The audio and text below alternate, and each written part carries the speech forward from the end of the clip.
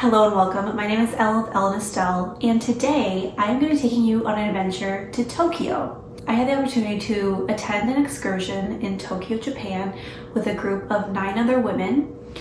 The trip was led by a woman named Courtney. I follow Courtney on Instagram and I have for a number of years. I saw that she was putting together a trip where she would be taking a group of women to Nippori Fabric Town, which is a town of 90 fabric stores in Tokyo. So we were able to not only go fabric shopping, but we had a 5-day excursion, including dinners, workshops, and hotel. And I am so excited to show you what I got. So stay tuned until the end to see my fabric haul. But first, let's see what it looked like to go to Tokyo. It's 5 o'clock in the morning on Saturday, October 18th. It is still dark out, looking a little frosty and cold, but I am on my way to the airport to start my journey going to Tokyo. Let's see how I end up. Now, my travel journey started in Minneapolis, Minnesota on a 2-hour flight to Toronto, Canada. I only had about a 2-hour layover, and before I knew it, I was on a 13-hour flight to Tokyo. I slept most of the way through it, so I didn't get a lot of footage, but take a look at the plane coming into Japan. Okay, just got checked into my hotel here in Tokyo. It's been a long day of traveling. I know I'm not looking the best, but I'm gonna freshen up and get ready before dinner. But here I wanted to show you what my hotel room looks like. So here's my closet that you see when you first enter. Got a mirror. I've got my bed over here. They offered 2 pairs of pajamas, but I had brought my own. Here is a desk with a chair and a mini fridge down here. They even got some coffee and tea. And then here is the bathroom. So basically one big walk-in shower toilet combination with all kinds of fancy buttons on the toilet. Now, we stayed at the Mustard Hotel in Shimokitazawa, which is known as a trendy neighborhood with tons of vintage shopping and restaurants. I think one of the best parts of the neighborhood is that everything's open late. So I wanted to take you on a walk from the hotel to the train station to show you what it looks like on the streets around 8 p.m. on a weekday. I think one of the biggest culture shocks was the fact that most businesses don't open until 10 a.m. or later. That includes most coffee shops and restaurants. So we were lucky in that our hotel had a coffee bar in the lobby that opened at 7 a.m. Otherwise, I usually went to the local convenience store to grab something to eat.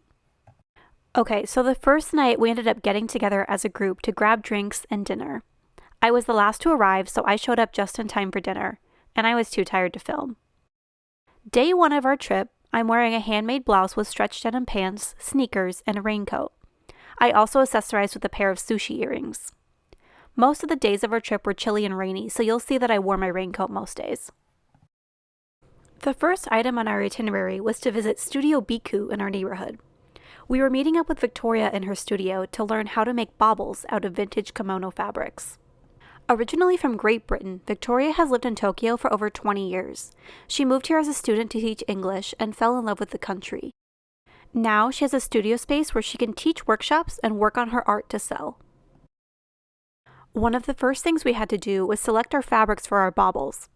Victoria had several bins of fabrics to choose from. They all came from different kimonos that she was gifted and were too old or damaged to salvage otherwise. Then you can see here that we used styrofoam balls as our base, in which we cut into them to create grooves for our fabric to slide into.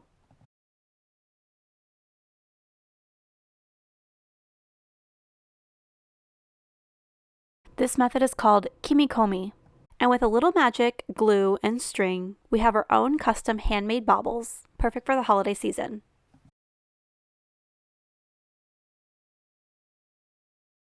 Now we were split into 2 smaller groups for this workshop. So while the second group attended the workshop in the afternoon, myself and one other woman attended an Airbnb experience with Kiko. Here she taught us how to do shishiko embroidery with an intimate group of 3 people. While quick, this was one of my favorite workshops because of the different ways in which the technique can be applied. Stay tuned to see what shishiko supplies I ended up buying for later.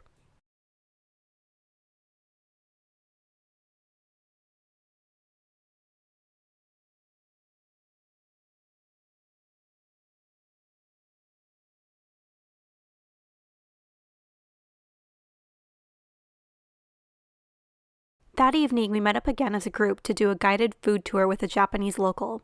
Wandering down narrow streets and navigating up even narrower staircases, we ended up finding ourselves in some really unique spots. We tried all kinds of foods like fried stingray fin, oysters, and lots of vegetables.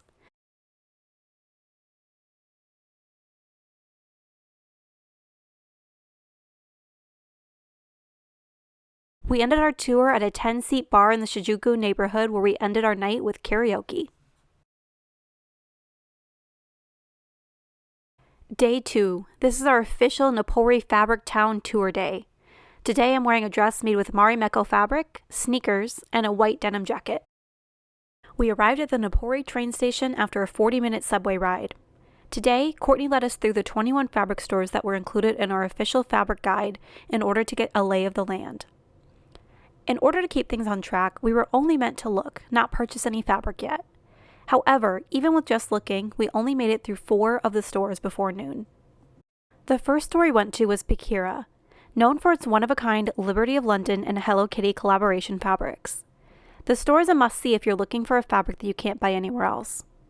Wait until the end to see which of the Hello Kitty prints I ended up buying. Other than that, it was one of the only stores that allowed for tax-free shopping, which meant cheaper prices if you showed your passport.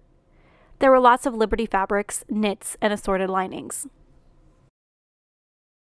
As we walked down the street, we found a rack of kimonos and ready-made fur jackets. Did I mention there are 90 stores? We passed trim shops, button stores, and lots of sewing-related shops. The next stop was Tomato Arch Shop, which I refer to as the smaller tomato store. Located right next to the famous 5-story tomato shop, this store offers discounted fabrics in a variety of styles. I found a lot of polyester knits, prints, and denim. However, most of the fabrics had minimal labeling and not a lot of unique qualities. The best thing about the Tomato Arch store, however, is their delivery service. You can ask a worker to ship your fabric to your hotel for only $15 a package. That includes any fabrics that you buy from any other stores. So note to self, do not lug around bags and bags of fabrics all day. Just be sure to let them know the day that you checked in and the day you're checking out of your hotel. You do have to be checked in already to ship your package. There were a few translation hurdles that I had to get through to ship my package, but it all ended up being more than okay in the end. An important note to remember, the pickup time is 5 p.m. for packages. Most stores are only open until 5, but all the tomato stores are open until 6. However, if you wait, the package won't be delivered the next day. You'll just have to wait one more day to get your packages like me. Next is a store you've probably seen again and again with Tokyo fabric shopping videos, the main tomato store. Here you see us having a team meeting before entering the store. As a group of 10 people, it was hard to keep everyone moving. And with 5 floors of fabrics, we had a lot of ground to cover. We beelined it straight for the elevator and took it up to the top to work our way down.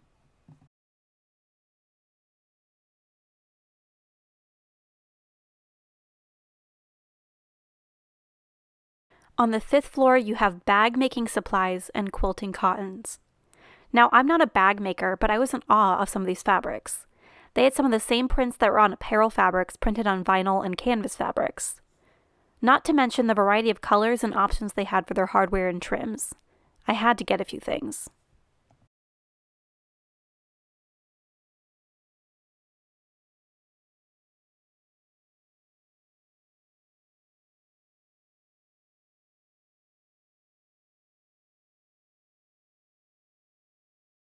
There were some fun canvas prints and lots of quilting cotton.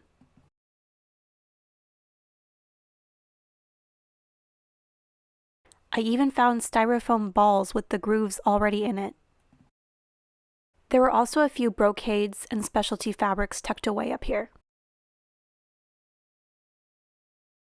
Now the 4th floor had cottons and character fabrics. Here I found a ton of Liberty of London looking fabrics for only about $5 USD per yard in the same soft cotton lawn quality.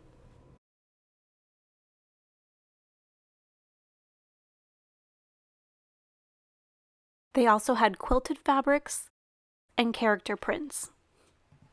The 3rd floor had luxury fabrics. There were some beautiful satins, sequins, and laces.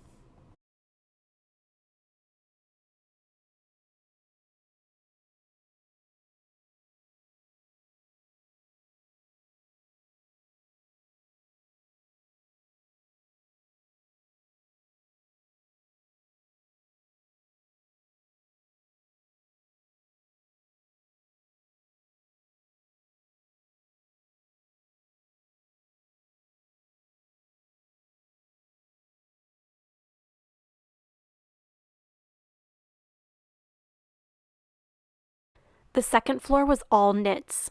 Think printed spandex, cotton knits, and novelty knit fabrics.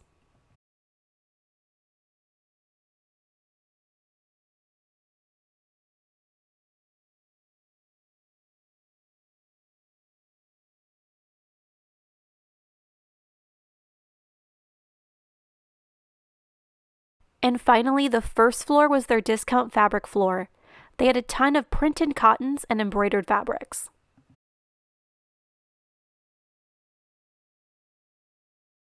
The next store on our stop was Yasuda.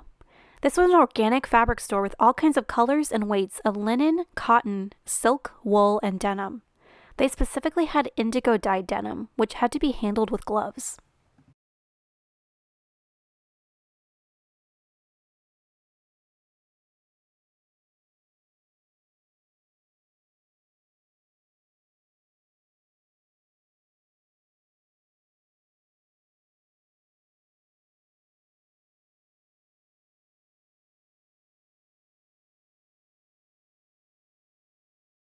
Next to Yasuda was a store called Humongous, and while they wouldn't let us film inside, they had some beautiful wood block printed cottons. Across the street was the Nagato main store. Just like Tomato, Nagato had multiple store locations, though none as big as the main Tomato store. Here you may see I found several of the same fabrics that Tomato had. However, they were often a little bit cheaper in price. This was something I kept in mind when I came back to do my shopping. There were so many great prints, satins, twills, and novelty fabrics.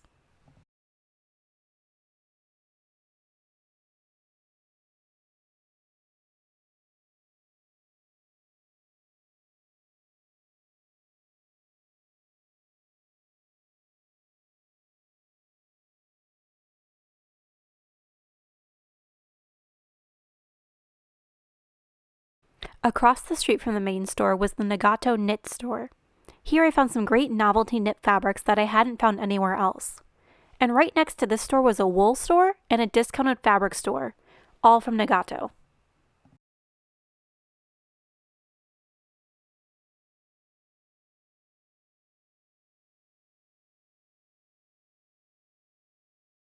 Then farther up the street was the Tomato Select store. Located across the street from the other tomato stores, this one had a whole floor dedicated to sewing notions, patterns, and trims. I also found a great selection of shishiko embroidery tools, fabric, and thread here. On the second floor, however, they had a great selection of wools, knits, and bottom weight fabrics, so be sure you don't miss it. The next stop was La Musée, a vintage designer button and bead shop with amazing buttons, buckles, and accessories.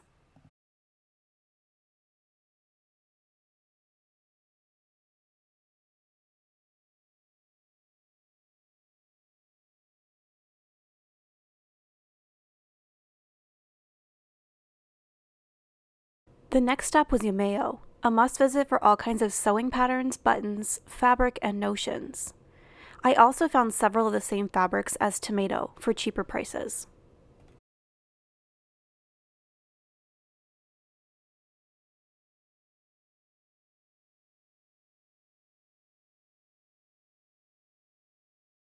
Right behind Yumeo was a store tucked away called True Fabric. As you may notice, the fabrics were a little bit different. That's because the owner hand paints each one. We had the opportunity to watch him paint in action.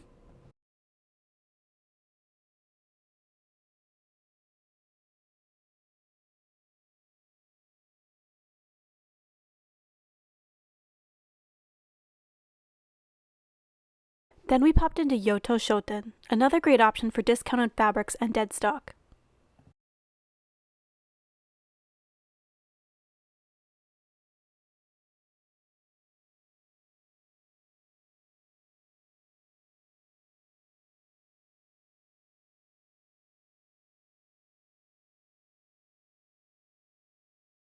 And last but not least, we ended our tour at Momo Fabrics. They had some beautiful natural fiber fabrics with a luxurious look and feel.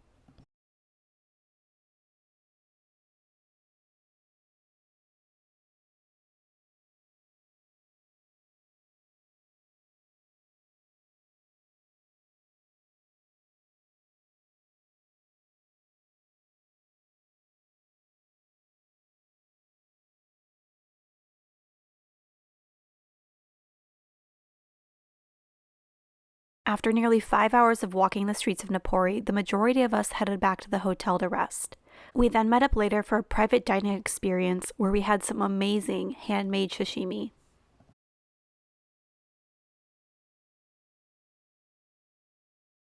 Day 3, I'm wearing a handmade top with vegetable fabric, stretch denim pants, rain boots, and a rain jacket. It was a little bit more dreary today, but we started our morning at an indigo dyeing workshop hosted at Wanaria.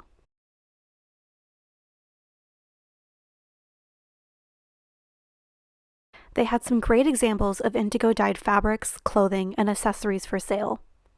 We were here to dye our own tote bags. So we started out similarly to tie dyeing in that we rolled and twisted our tote bags and wrapped rubber bands really tightly around certain sections. The rubber band placement determined the pattern outcome. Then our tote bags went through a solution before dyeing. On the wall, they had strands of fibers hanging to show the different colors that can be reached with indigo dye. In order to reach the darkest color, we had to dip our tote bags into the dye bath 5 times for 2 minutes each. Watch what that looked like. Somebody, hey! Somebody, hey! Somebody, go! Hey! Somebody, go! Hey! Gambale! Gambale! Gamba gamba! Gamba gamba!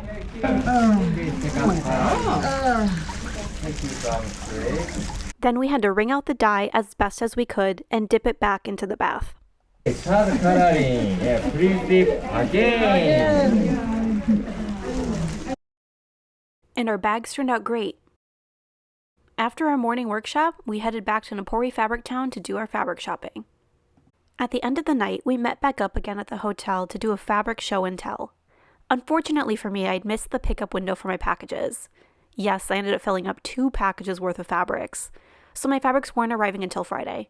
However, I did have some smaller notions that I was able to show off. The hand-painted cotton. Day 4, I'm wearing a handmade top with Marimekko fabric, corduroy pants, sneakers, and my rain jacket. Now it was back to Biku Studios for an all-day kimono tour. Victoria showed us kimonos from her collection, some of them still wrapped in their original packaging. Here we learned about the different pieces that go into a kimono and what the different patterns and fabrics can tell us about the garments. Then we took to the streets where we visited second-hand and artisan kimono shops to put our knowledge to the test.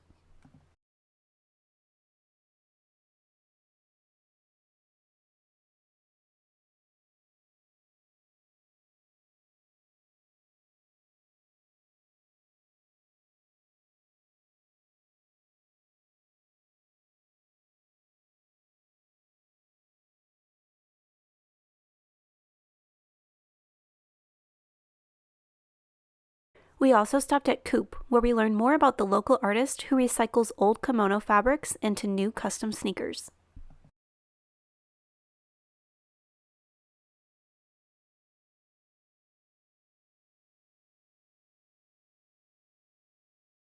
And finally, as an added bonus, we found one of the only fabric stores in our neighborhood called Momenya Makino.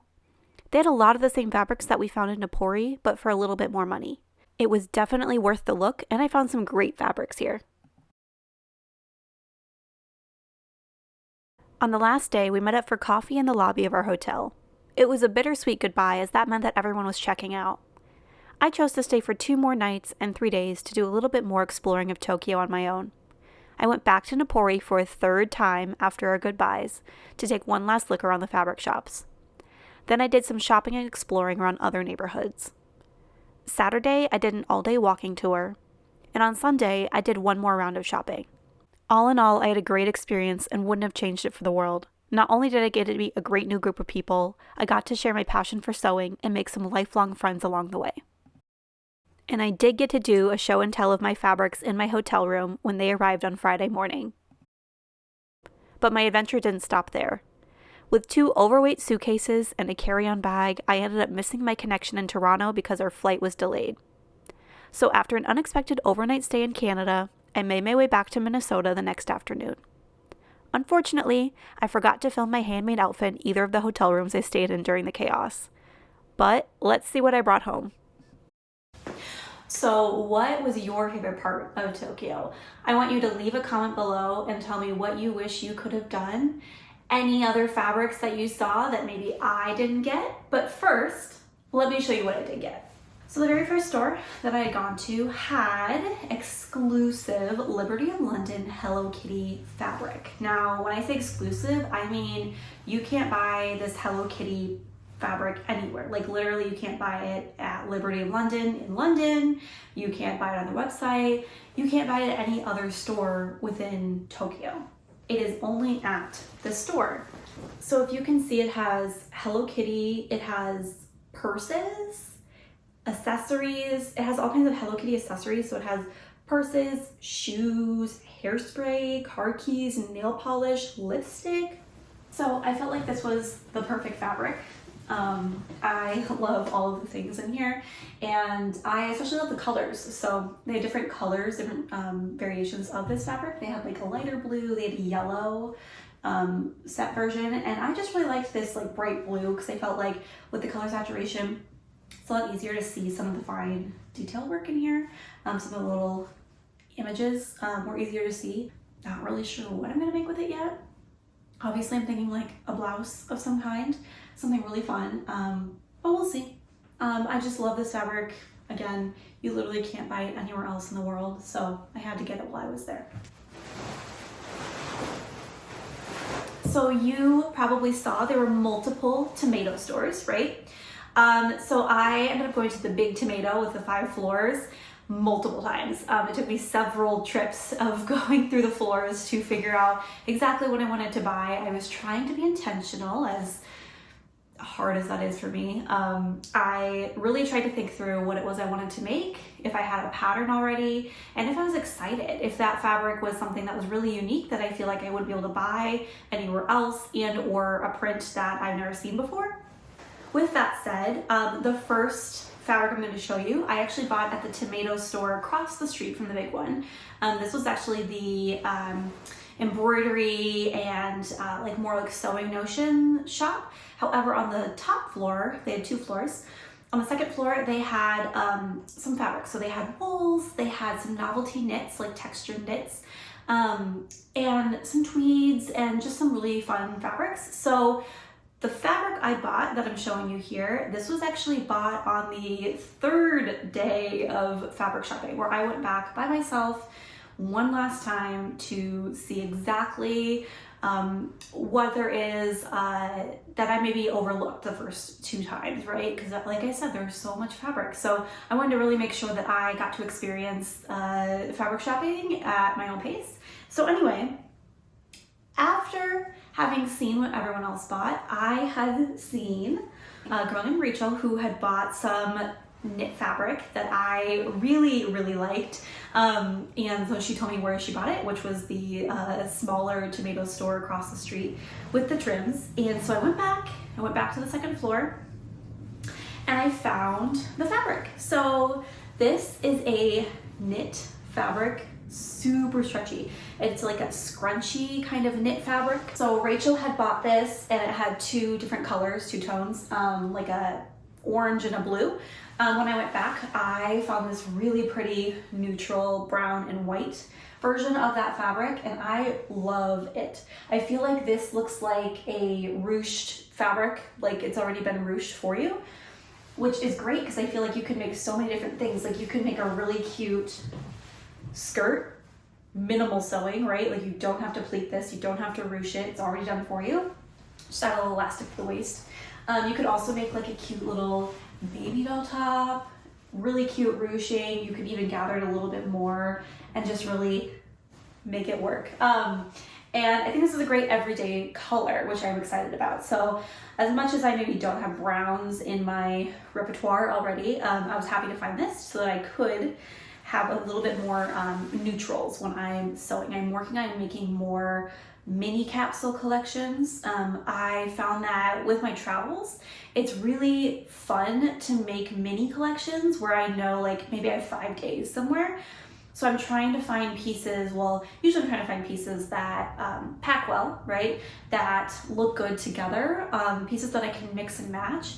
And I feel like that just gives me a lot more opportunities. It gives me a lot more power when it comes to dressing every day, right? As much as I love making one-off really fun pieces, sometimes it's hard to coordinate that with something else in my closet, or therefore then make something that would coordinate with that, and then what? You know, you have like one outfit, like two pieces that you have to wear at all times. Anyway, I am trying to work more on being intentional and making things that I can wear every day and making things that look good together, coordinates, as much as I still love making dresses. So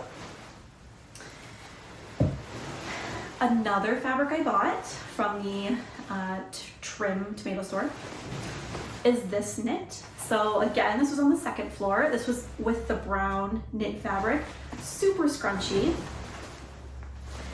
You can see it almost has like a popcorn effect to it. So love the plaid, right? You'll notice that wherever the blue lines are, it's pretty flat, a little bit of a gathered look, but the white parts are almost like pushed through, like when you think of like those little bubble poppers or like bubble wrap, right? Like these look like little bubbles almost when they're poking through like this. Super fun and super stretchy, super stretchy. Really like it. It's gonna be super easy to wear. This is a polyester fabric. I don't know the entire fabric content, but I felt like this was a really unique fabric that I haven't seen anywhere else. And then the last fabric that I bought at the Trim tomato store was this one. So I had a very similar fabric, or very similar print to this, that I wanted to make for Tokyo. I originally bought the other fabric at Mood in New York. And to me, I feel like this photorealistic, like grainy kind of look, like almost like a blurred photo, really reminds me of Tokyo. Like it's modern, but it still has a really unique, like almost futuristic feel to it, right? So this is a polyester fabric. You'll notice it kind of has this slippery texture hand to it. Well, I just love the colors. Like this is a really nice taupe, right, or cream. The blue is beautiful. I love the kind of periwinkle and dark blue, almost indigo that it has in this. So I'm not entirely sure what I'm gonna make with this. Like I said, I did buy this on the third day. So by that point I was just like, is there any other standout fabric that I can get that catches my eye? And this was one of them. So I am excited to make something with this. I believe I got 3 meters, maybe 2. So I'll need to figure that out. So some more things that I bought at the tomato trim store specifically are marking tools. So I had a little bit of a difficult time translating some of these. So I will admit I probably didn't get the coolest things. I was usually literally using my Google Translate to try and read what it was on these packages, like what it was saying. So some of it didn't translate very well, and I was like, I don't know. I mean, this is a Sewline fabric pencil, right? I know that. Not entirely sure if it washes out or if it goes away with time, water, steam. I will need to translate and figure that out. I also got a refill. I believe this is a refill for another pen. It's a refill for this pen. So I got another marking tool. I believe this is chalk. So I got a pink chalk refill. More marking tools. Again, I think this is a pen marking tool. Another pen. You'll see this one looks like a marker eraser. I'll figure that out. I got a marking, like a chalk pinwheel. So I've had this in my kit for a while. I actually found one originally in New York in the Garment District, and I haven't really been able to find anyone else that sells these. So what it is when you take this tape off, you'll notice that there's like a little pinwheel here on the bottom, and chalk is deposited in here. You can actually take this top part off, refill it with loose chalk, and then you can wheel the pinwheel along your fabric, and it makes a really nice thin chalk line, which I really, really like. So I was able to find this and I was super happy. So you'll notice that I got some Sewcial fabric after learning how to do Sewcial embroidery in my workshop. So the tomato trim store specifically had Sewcial thread. They had really, really pretty colors. I had a really hard time deciding, so I got several colors, and I got several packs of several colors because I think the worst thing is when you buy something and you don't have enough of it. So for me, I was like, you know what? I really like these colors, and these ones specifically have a metallic thread in them. So if you can see, this is like a nice brown taupe color, and it has a silver thread running through it. This is a baby pink with gold metallic thread. I have a white here with silver metallic thread. I also have brown without metallic. So here's those two side by side. Same thing. I have the metallic white, plain white, cream color with gold thread. So I've got all kinds of really pretty embroidery options. So in my embroidery class, she did have Sewcial fabrics for sale. So this is the same fabric that I used in the workshop, where the lines are on the fabric, and as you sew along, you follow the lines, and then once you're done, you wash the fabric and the lines will go away. So I was super excited to find this pattern specifically with the waves or the scallops. She actually ran out of this fabric, which I wanted to buy. And then I also found this one, which is a grid pattern that has, I don't know if you can see, it has little like kitchen tools. So it's like a fork and a spoon and a kettle and a tea kettle and cherries and a picnic basket. So really cute, kind of kitschy. I'm excited to make this. I think I'll make this one and just hang it on the wall. I got some really pretty Sewcial thread colors to go, especially with that grid one. So I got like a yellow metallic. I got a really pretty blue, almost periwinkle. This blue kind of turquoise, got a pink sparkle. I also got a green sparkle, and I got this really pretty lilac color. So you saw that there was a really pretty vintage button store, very pretty buttons and accessories for bag making.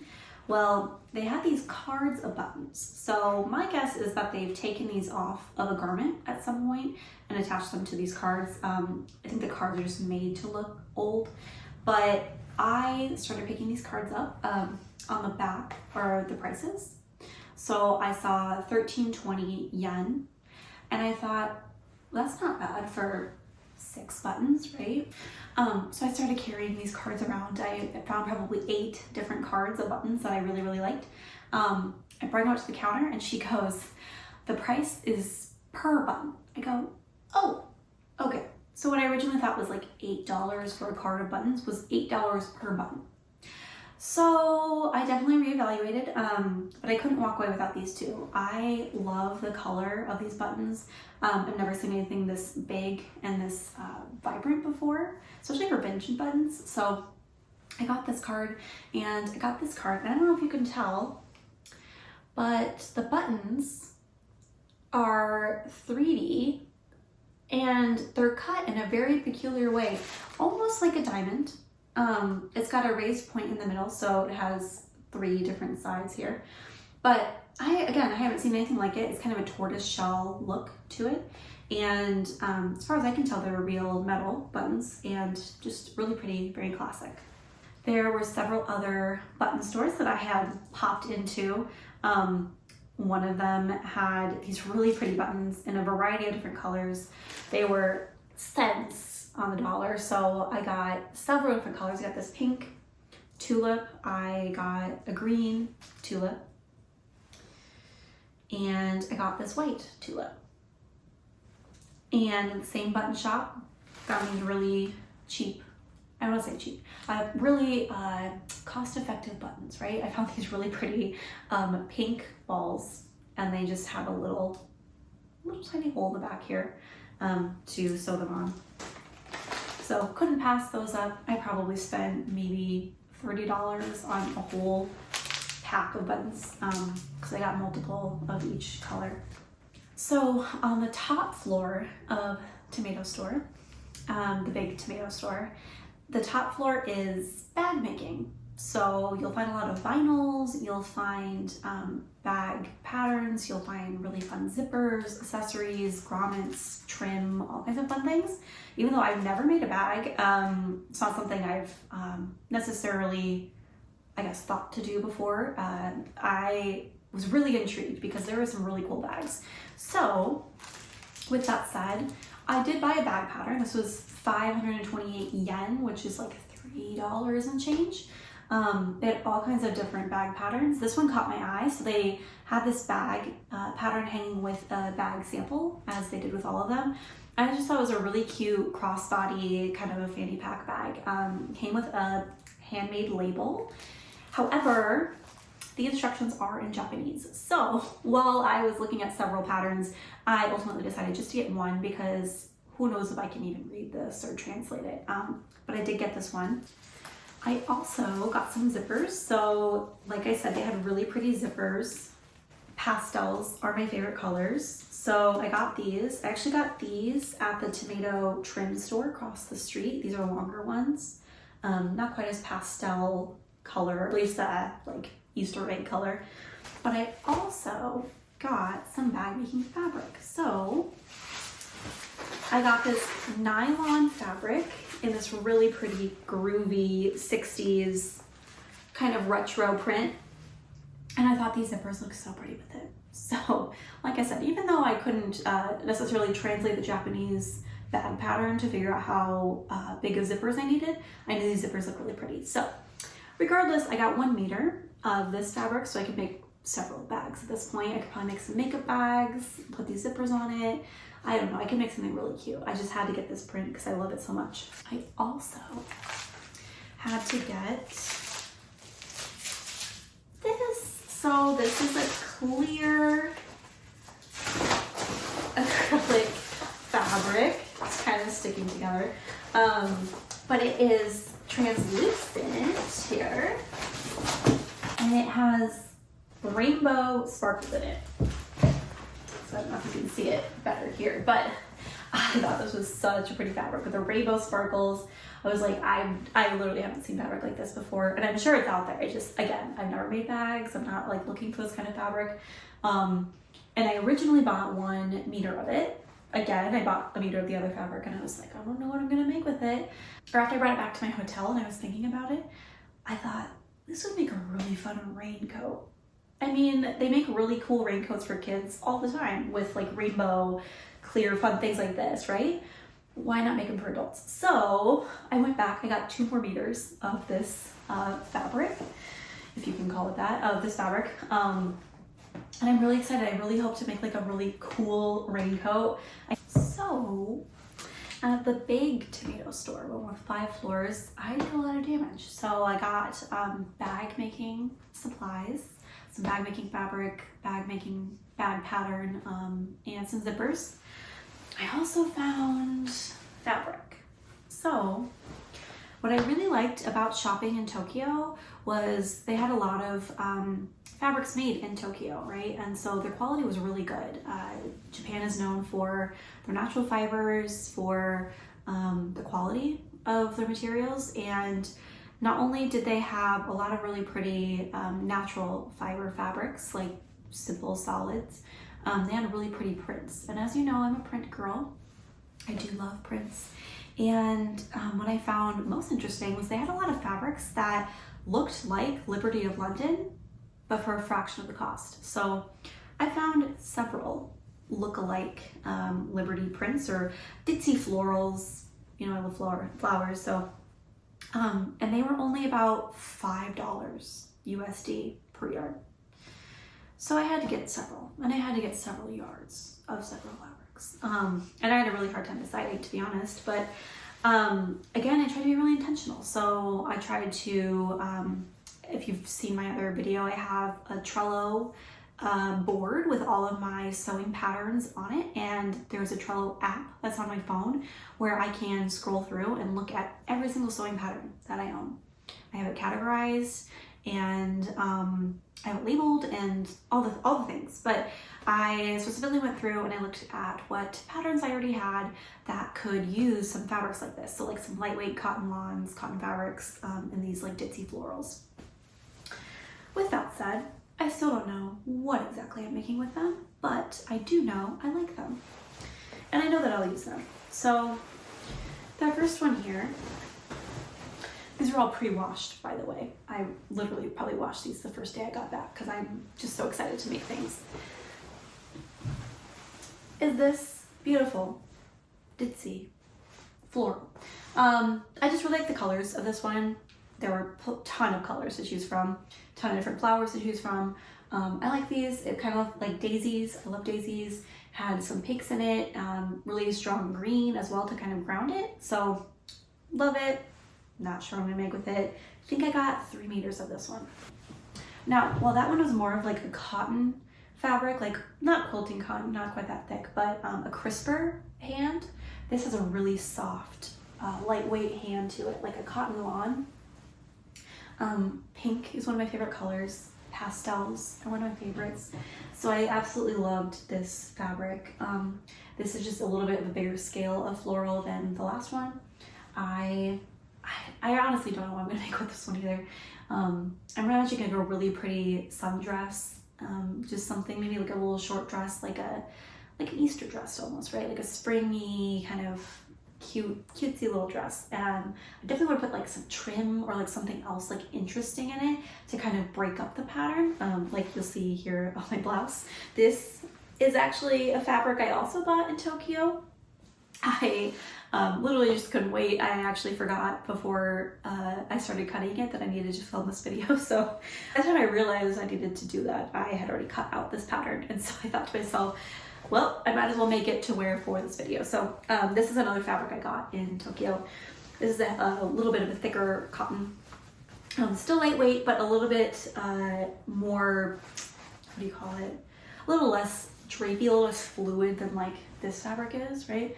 But I found this great trim here locally in Minneapolis to kind of break up my pattern because as you can see, I have very full sleeves, a very full bodice. All of it's very full, it's very gathered, and I just needed a little bit of interest to kind of break it up visually. So very similar to that pink fabric. This one's a little bit more bold, graphic design. It has black outlines on the flowers, which I really, really like. They had other colorways of this, but I really like blue. I wear blue a lot, so like I said, as I'm trying to be more intentional and trying to make things that fit with what I already have, I saw this blue fabric, loved it. Not sure what I'm gonna make with it, but if you have suggestions for any of these fabrics, please let me know in the comments below. And last but not least, to round out the Liberty-esque or the floral fabrics, not quite as Liberty, but really pretty ditzy floral in more of like a fall autumn color. So I was trying to be intentional as I am visiting Tokyo in the month of October. I thought, why don't I find some fabrics that I can make something to wear now?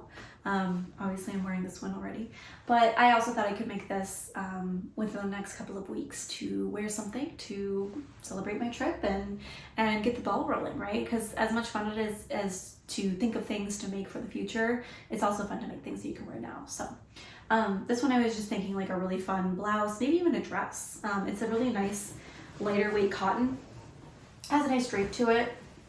Not obviously it's an all over print, there's like no like direction or anything, but it could be really fun with some trim, like to make something really interesting. Like maybe I'll find a pattern that has like a lot of details, a lot of ruffles, some ruching gathering, like something else visually interesting going on to add to this print. Another fabric I found was this strawberry fabric, which as fun, kitschy, juvenile as it might seem, I've never seen a print like this and I thought it was really fun. So this is actually strawberries on strawberries. So you'll see that there's a strawberry here, a big strawberry, and then the seeds are actually tinier strawberries. Really cute. This is a heavier cotton fabric. It's not quite bottom weight, but my thought was to make some really fun pants out of this. Just some straight-legged, maybe cropped trousers out of this fabric, and just pair it with like a really fun, cute, like pink top. I mean, the pants will be the talk of the town. So I couldn't walk away without this. I was thinking about this fabric, and yeah, I think it'll be really fun pants. So as fun as Sewcial embroidery is, with those little kits of fabric that you get, you can't necessarily make a lot of things with those squares, right? So you could hang them, you could make something to, you know, you could wrap a gift with them. You could do like a couple of like cute crafty things with them. But what I liked about Tomato was they had fabric, Sewcial fabric by the yard. So I got this really fun Sewcial printed fabric. This one, as you'll notice, has panels. So you can actually cut them out. You could do the like panels or the squares like what I had before. However, I wanted to buy yardage because I actually wanted to make a garment out of it. This one specifically was sold by the panel. So here's one panel and then breaks and then the next panel. So I think I bought 4 of these panels in total.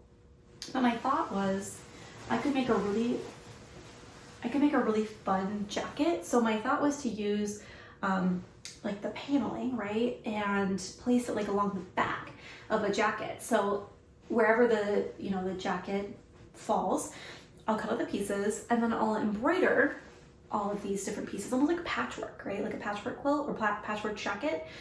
And then I will sew the pieces together. So I was thinking this would be the back panels. I'd have some front panels. The best part is that you can embroider just the parts that you want. So I don't have to embroider the whole thing. There's not going to be like, you know, I don't have to worry about like cutting the thread or, you know what I mean? I can cut out the panels, I can embroider the panels, and I can sew the panels. And it's all very intentional. And I really think it would make a cool jacket. My thought also was that I could line the jacket with another fabric and I could do something really fun. So the whole point of Sewcial embroidery is that it's supposed to look the same on the front and the back. So while I'll have this kind of black fabric, cotton fabric on the outside of the garment, on the inside I got a solid colored fabric. And you would also see that embroidery thread on the inside. So in theory, the jacket would be reversible. I don't know, I thought it was kind of a cool idea. So I'm excited to make that.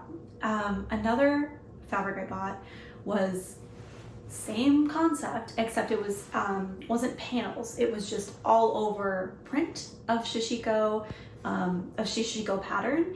And again, that was sold by the yard.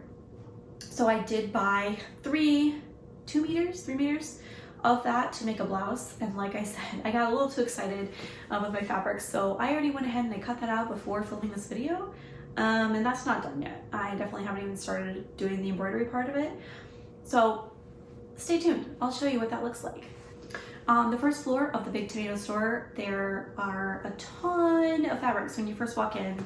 All kinds of prints. You know, I love prints. And honestly, the first floor is kind of the like quickest floor that I would walk through every time, because I would start at the top and I would try to like intentionally like, go through every floor. I'd look in every corner. I'd look on the shelves. By the time I got to the first floor, I'm just like dead tired. And it's one of the busiest because it's the first floor. So people are walking through, they're checking out, they're carrying bowls. It's a little bit more chaotic. But I did try and take my time and walk through it. And I did find a couple more fabrics. So they had several fabrics that had a Marimekko look to them. This one is a really lightweight, like almost like a cotton gauze. I really like the fabric. It's super soft. Almost kind of like reminds me of like a sweatshirt material. Like it's more like a cotton gauze, but it's just so soft. Like I feel like you would make this and you feel like you're wearing pajamas. So I was excited about this one. I love the print. Again, very Marimekko-esque, and also not the exact same as the Marimekko fabrics that I already have that I already make clothes with. I was trying to find something different enough. But what I also like about this one is that it's reversible. So it looks great on both sides, and I think this would make a really fun garment. You know, like you can mix and match the 2 colors and flip the pieces around. So not entirely sure what I'm gonna make with this fabric, but love it. I think it's gonna be a classic. I feel like I'm gonna get a lot of wears out of this one. This I specifically bought because I haven't seen any prints like it, and I just like how unique it is. So you'll notice that the stripes are running vertically. My thought is to turn the fabric and have the stripes running horizontally, and just make like a really simple, easy top. Obviously with having horizontal stripes, you'll have to be a little bit more careful about your placement. Horizontal stripes tend to make you look wider in general, so I'm not gonna look for a pattern that has a lot of fullness like this. I don't want to look even bigger because I have a lot of extra fabric as well. So I'm not entirely sure what garment I'm gonna make with this yet, but it could be something really cute. You could do like some gathers, some maybe some pleating or some ruching to kind of break it up here in the middle. I don't know, I just really like it. I thought it was cute, it's unique, it's a nice fabric. So across the street from Tomato is Nagato, and I will say that I was really impressed by this store as well. So Tomato, almost like the mood of Tokyo, right? Like everyone knows it, everyone goes there, it's huge, great, they have it with multiple locations, right? Well, Nagato was kind of the same, and I'm really surprised that no one's really talked about that store because they had multiple locations as well. So they had tons and tons of fabric to choose from. Now their main store was not as big, they did not have 5 floors, they had 1 floor, but they had 4 other stores that you could go to. So they had this store, which I bought most of my fabric from, across the street from Tomato. They had another one that was for wools, they had one for knits, so they had a lot of different fabrics, and dare I say even cheaper than Tomato with some of their fabrics. So I had gone to H&H Expo in Chicago this past May with my friend Maddie, who owns a fabric store, and we found a supplier who carries Japanese fabrics, or she drop ships Japanese fabrics, and she had a ton of fun, kitschy, like conversational print fabrics. Obviously couldn't buy everything, and you had to buy a certain minimum, right? So I wasn't able to buy anything for myself, but there were several prints that I found at Nagato that supplier had. So this was one of them. This is a lightweight cotton fabric with watches on it, which I absolutely love. Like, I think this is such a fun print. All kinds of tiny little watches going every which way. I am just imagining like a really cute, not necessarily button-up t-shirt, but like t-shirt with like a little placket or something, something easy breezy. This is like 100% cotton, lightweight. It's a little bit thinner, so it may need to be lined, maybe not. Maybe I'll just make it a little more sheer, but I love this print so much, and I'm really excited to make something with this. I'm so glad I found it. Speaking of, here is another one. So this is another print that I had seen in Chicago and that I found in Japan. So both of these fabrics had multiple colorways. I chose a black and a white version because I felt like that was more everyday wear. And so I like this white ground especially. That really makes the colors pop on this one. But these are different matches and lighters. I don't smoke, and I don't, this isn't relevant to me. I just really like the graphic nature of it. I love the print. Kate Spade has something really similar right now. They have a matchbook collection of wallets and different things, and I think that one's really cute too. So I really like this one. Again, this is something like really easy, simple top. I think I got 2 meters of both of these, so I have quite a bit. Could probably make a top and then some, so I'll see what I make with them. Not imagining like a full outfit in this, but I think a blouse would be really cute. And then, like I said, Nagato had other stores as well, smaller stores, but they had other stores along the side streets. So I ended up stumbling upon this one. This was behind Elegant Fabrics, and it was knit fabrics specifically. So I had been talking with some of the other girls about, what we wanted to make and some ideas we had. And one of the girls had shown me this influencer she was following on Instagram, like a clothing influencer. And she had this really pretty mesh dress on, right? It had like a really fun print to it, and it was just a really simple mesh dress. And I'm like, well, that's easy to make. I want like a fun mesh print, to make something like that. And I found it at Nagato. So So you'll notice it actually has a black dot on it, and that black dot is raised. So on the back you'll see that they're white, but the black is kind of a flocked dot, polka dot, and then the pink is printed on. So if you see it on my skin, or you see it on this mannequin, it has a really cool effect to it. I really like this fabric. I'm thinking it's just gonna be like a bodycon dress and or top. I think I got 3 meters of this. I got quite a bit because I was thinking it could be a couple of different things. And it's gonna be super easy to sew up once I cut it out, just have to serge it. So I was excited to find that. So something I really wanted to find was something that reminded me of Izzy Miyake. Since he is Japanese, he has a very distinct pleat please line where his garments have really unique pleat designs in it, right?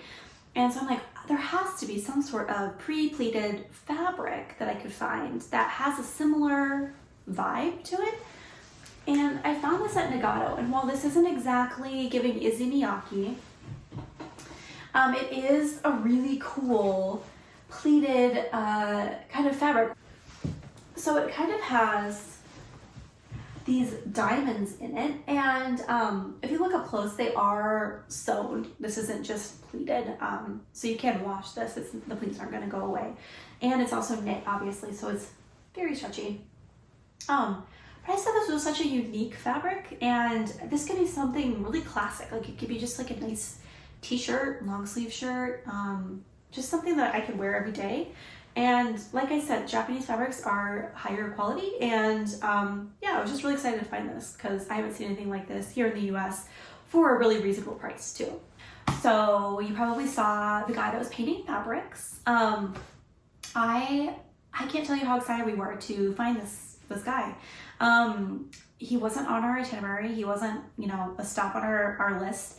But as we were walking through Napori Fabric Town on our first day, he was kind of tucked around the corner, just in his shop painting, and somebody spotted him and they were like, hey, look at this guy, look what he's doing. And he had such beautiful fabric sitting out there on the street.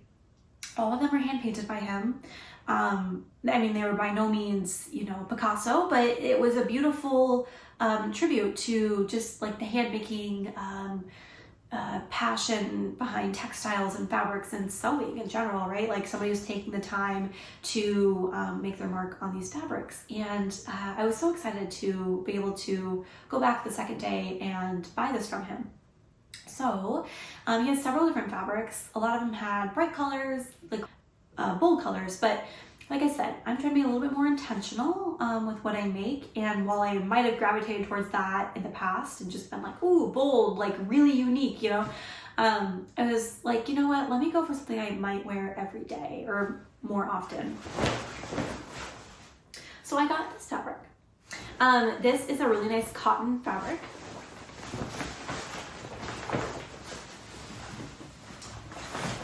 I'm gonna lay it out on here. You'll see it has a grid base, and then he has painted these beautiful brush strokes on here.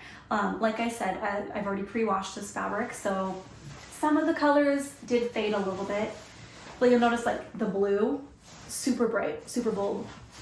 Pink, maybe not so much, maybe a little more muted, but I still love the fabric. I think it's so pretty. My intention is to make a button-up dress out of this, so like a placket going all the way up. I am thinking I'm going to turn the fabric, if I can, turn the fabric like this so that the strips are going down, up and down, but we'll see how I can cut it out with the pattern pieces. But yeah, I got enough, I got 4 meters to make a full length dress out of this fabric because I feel like this is just such a big graphic, big print, and I wanted to make sure that that truly shined through, and I didn't want to like cut it up and into different pieces and stuff like that. So yeah, I'm really excited about this find. This is truly a unique fabric that you can't buy anywhere else. So last but not least, we were staying in Shimikitozawa, which is kind of like the cool hipster area of Tokyo, known for thrifting. A ton of thrift stores. I went like hundreds of thrift stores. And tucked away right by the train station, there is one fabric store. So kind of reminded me when I lived in Astoria, there was just one fabric store kind of like tucked away by some grocery stores, you know, a little bit off the beaten path. But I just love having like a local fabric store, like no matter where you are, like just one store in your neighborhood that you know you can go to, it's gonna have what you need and then some. And that was it. So I saw several prints there that I had seen in Napori Fabric Town, which is about 40 minutes from where we were. But at the same time, I saw some other things that I hadn't seen. So while their prices were a little bit higher, you were paying a little bit more for the convenience of it, right? Instead of having to sit on a train for 40 minutes to get to Fabric Town and shop around, it was right there within all the other thrift stores. So with that said, I was more intentional because this was the last place I bought fabric, and it by that point I did not have a lot of room in my suitcase. So with that said, I found 2 corduroy fabrics. So it's obviously the same print, these really pretty daisies. I bought it in black and white because there is a Nomi sewing pattern that uses 2 different fabrics. It's a retro pattern, and she uses a base fabric like this, and then she has like a pleat of fabric along the bottom in another color. She has a placket here in another color, the collar in another color. So I got the black to be the base, and then I got the white to be the extra pieces, the trim and the placket and the collar and all of that. So I'm really excited to make that dress. Like I said, it was very intentional. So I think I got 2 meters of this, and I got 1 meter of this. That was all I needed. I also got this fabric. So this is a little bit of a heavier weight, again, not like a bottom weight, but a heavier weight kind of canvas fabric. And I just love this print. I feel like it has kind of a retro vibe to it with the graphic nature of the flowers. But then I love how the flowers have these stripes in them. So it was like giving a print without being the full print, if that makes sense. So giving a stripe without being a full stripe. Obviously also has a stripe of the stems of the flowers. I thought this was super pretty, very graphic, very bold, but also classic. Like I don't feel like this print would ever go out of style. So I got 2 meters of this. I do have a pattern in mind. It's a vintage pattern. It also has a placket and a collar at the top.